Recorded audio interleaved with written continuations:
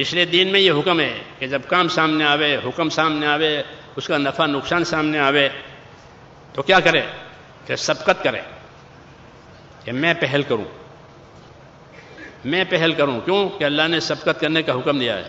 سابقو کہ آگے بڑھو، کہ کہاں کہ اللہ کی مغفرت کی طرف اور اللہ کی جنت کی طرف، یعنی حکم میں پہل کرو.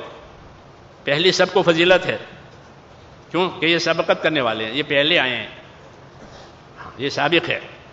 صحابہ ہدایت دیتے تھے کہ مسجد میں پہلے چلے جاؤ اور سب سے آخر میں نکلو.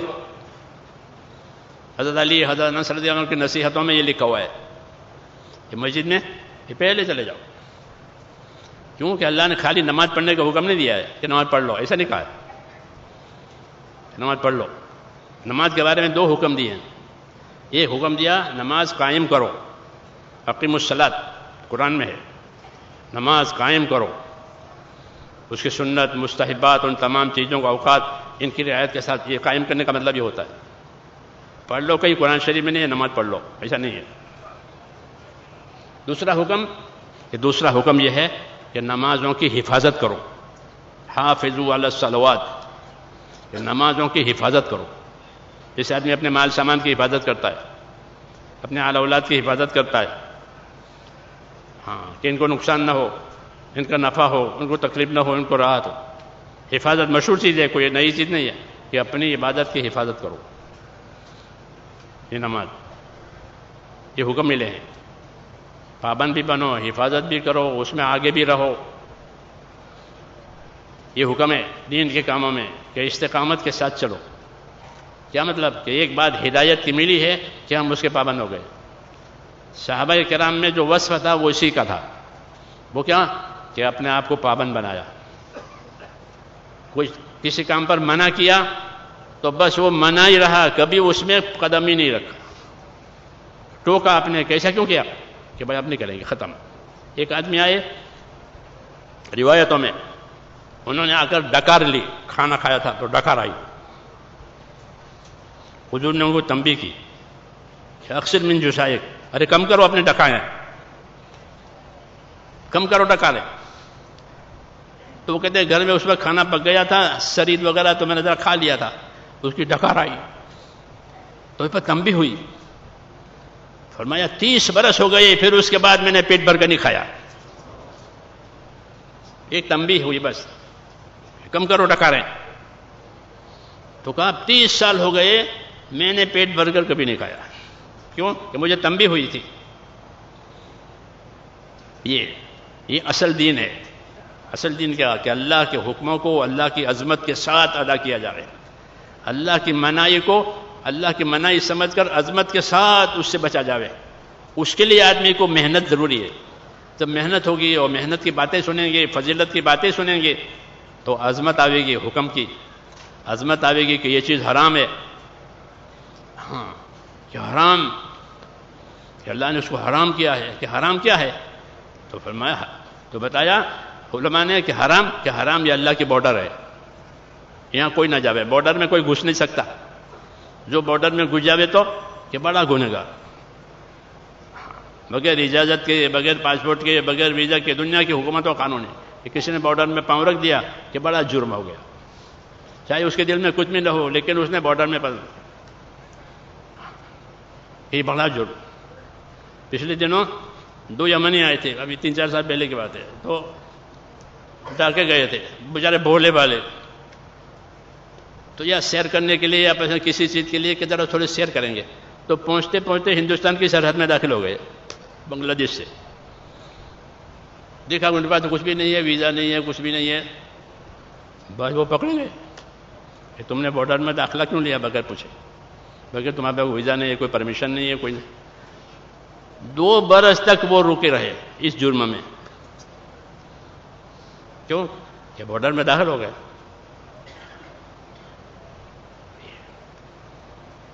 تو کہتے ہیں کہ جتنی حرام چیزیں ہیں اللہ نے کی ہیں وہ اللہ کا بارڈر ہے کہ اس سے قریب کوئی نہ جاوے. یہ حدود ہیں، یہ بارڈر ہیں، اس سے دور رہو، اس سے بچو. حرام سے بچنے کی طاقت پیدا کرنی پڑتی ہے. جی ہاں، اپنے ایمان کو، اپنے یقین کو، آخرت کو مضبوط بنا کے بغیر آدمی حرام سے بچ نہیں سکتا، کیونکہ حرام زیادہ بھی ہے، لذیذ بھی ہے۔ حرام میں دونوں صفتیں، حرام بہت ہے، حلال تھوڑا، اور حرام بہت، اور پھر لذیذ ہے، مزیدار ہے، تو صبر نہیں ہوتا اس سے، وہ حرام میں پھنس جاتا۔ اس لیے ایمان میں اتنی قوت پیدا کرنا محنت کر کے، اچھی صحبت سے، اچھے ماحول سے، کہ اللہ کے فرضوں کو ادا کرنے کی طاقت پیدا ہو جائے، کہ اللہ نے یہ چیزیں ہم پر فرض کی ہے، نماز ہے، روزہ ہے، دوسری فرائض، کہ فرائض کی ادا کرنے کی طاقت آوے، کہ فرائض ادا ہو جائے، حرام سے بچنے کی طاقت آوے، کہ ایمان میں اتنی قوت پیدا کرو کہ جو فرضوں پر کھڑا کرے آدمی کو، کہ یہ تو فرض ہے، یہ تو کرنا ہی کرنا ہے، چاہے وہ بندوں کے حقوق میں ہو، خدا کے حقوق میں ہو، یہ فرض ہے۔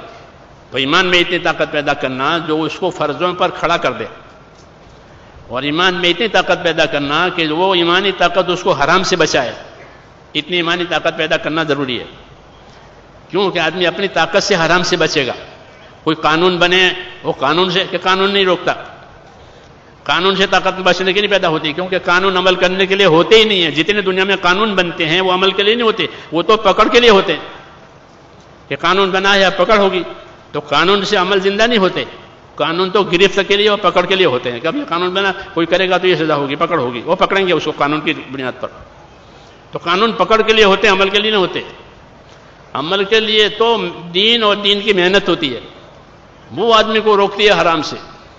اس لیے کہتے ہیں اپنے ایمان میں اتنی قوت پیدا کرے کہ وہ ایمان اس کو اللہ کے فرضوں پر کھڑا کرے، اللہ کے حرام سے بچائے، کہ یہ چیزیں اللہ نے حرام کی ہے، چاہے وہ مال کے لائن کے ہو، اخلاق کے لائن کے ہو، عبادت کے لائن کا حرام ہو، یہ سب، کہ حرام سے بچنے کی طاقت یہ پیدا کرنا ضروری ہے، کیونکہ آدمی اپنی طاقت سے حرام سے بچے گا، باہر کی طاقت اس کو حرام سے نہیں بچاتی۔ جیسے ہر مشین اپنی طاقت سے کام کرتی ہے، اگر مشین کے اندر کی طاقت فیل ہو جاوے تو مشین فیل ہے، تو ہر مشین اپنے اندر کی طاقت سے چلتی ہے اور کام کرتی ہے۔ ایسے ہر مسلمان اپنے دین پر اپنے اندر کی طاقت سے چلے گا، باہر کی طاقت اس کو نہیں چلا سکتی۔ ایمانی طاقت پیدا کرنا یعنی یقین پیدا کرنا، خوف پیدا کرنا، اللہ کی رحمت کی امید، یہ چیزیں پیدا کی جاتی ہے محنت سے۔ پھر جس چیز میں اللہ نے رحمت کا وعدہ کیا ہے اس کو شوق سے کرے گا، جس میں اللہ نے دھمکیاں دی ہے اسے بچے گا۔ اس لیے کہتے ہیں کہ اپنے ایمان میں اتنی طاقت پیدا کرو جو فرضوں پر کھڑا کرے، حرام سے بچائے، اور تیسرا اللہ کے دین کے تقاضوں پر چلائے، کہ یہ تو اللہ کے دین کا تقاضا ہے، میں کروں گا۔ یہ سمجھ میں آئی نا بات؟ لوگ تجارت کے تقاضوں پر جاتے آتے نہیں آتے؟ کہاں گئے تھے؟ کہ فلاں ملک میں، کہ کیوں؟ کہ میرا تجارتی کام تھا، تو تجارت کے تقاضوں پر جاتے ہیں، علاج کے تقاضوں پر جاتے ہیں دنیا میں، شادیوں کے تقاضوں پر جاتے ہیں دنیا میں، تقاضے ہوتے ہیں زندگی کے، ایسے دین کے تقاضے ہوتے ہیں۔ تو مسلمان کے ذمہ ہے کہ وہ اپنا ایمان ایسا بناوے کہ وہ ایمان اس کو دین کے تقاضوں پر تیار کرے، کیونکہ اگر وہ دین کے تقاضوں پر نہیں تیار ہوگا تو اس کا دین نیچے اتر جائے گا، اور سب سے پہلے یقین کمزور ہو جائے گا، سب سے پہلے یقینوں میں، ایمانوں میں کمزور آئے گی، خدا کا خوف کم ہو جائے گا، تو حق پر باقی رہنا دشوار ہو جائے گا، خواہشیں غالب ہو جائے گی، خواہشات غالب ہو جاتی ہے، پابندی نہیں ہوتی تو خواہشات غالب ہوتی ہے، اور جو خواہشات کے پیچھے گیا وہ گمراہ ہوا، یہ بتایا اللہ نے۔ اس لیے میرے بھائیوں ہم کو یہ کام دیا ہے، اس میں اپنے اندر محنت کر کے یہ استعداد پیدا کرنی ہوتی ہے، ایمان والے، اعمال والے، اخلاق والے بننا۔ یہ تین چیزیں لے کر عام طور پر صحابہ دنیا میں چلے ہیں۔ ایمان اپنا بنایا، ایسا ایمان بنایا جو حالات سے متاثر نہ ہونے دے، اور اپنے اعمال کی پابندی، کہ ان کا عمل دوسروں کے لیے عمل بنتا تھا۔ علماء نے لکھا ہے کہ صحابہ کے اعمال ہمارے علوم ہیں، صحابہ کے جو اعمال ہیں وہ ہمارے لیے علوم ہیں، تو وہ اپنے عملوں کو انہوں نے ایسا بنایا تھا، شریعت سنت اس کی روشنی میں، تو ان کے اعمال علم بن گئے ہمارے لیے، کہ حضرت عمر نے یہ کیا تھا، حضرت عمر نے یہ کیا تھا، ابو بکر نے یہ کیا تھا، ان کا عمل روشنی۔ تو ایمان، اعمال، اور تیسری چیز کہ اخلاق، اپنے اندر اخلاق پیدا کیے، لوگوں سے ہمدردی کرنے کے لیے، لوگوں کی رہبری کرنے کے لیے، لوگوں سے محبت کرنے کے لیے، کیونکہ ایمان والا محبت کرتا ہے، اور ایمان والے سے محبت کی جاتی ہے۔ المومن یالف ویولف، کہ ایمان والا خود ہی محبت کرتا ہے، ہاں، اور دوسروں سے محبت کرتا ہے، محبت کرنے والا ہوتا ہے، اور اس سے محبت کی جاتی ہے، ایمان کی وجہ سے لوگ اس سے محبت کرتے ہیں، ہاں۔ اور اس میں کوئی خیر نہیں ہے جس میں محبت نہیں ہے، کہ ایمانی محبت ہے، یہ کہ ایمان کی وجہ سے محبت ہے۔ اس لیے یہ کام ہے میرے بھائیوں، اس کو بہت ذمہ داری سے سمجھ کر کے کرنے کی ضرورت ہے۔ پھر اندر ایک بصیرت پیدا ہوگی،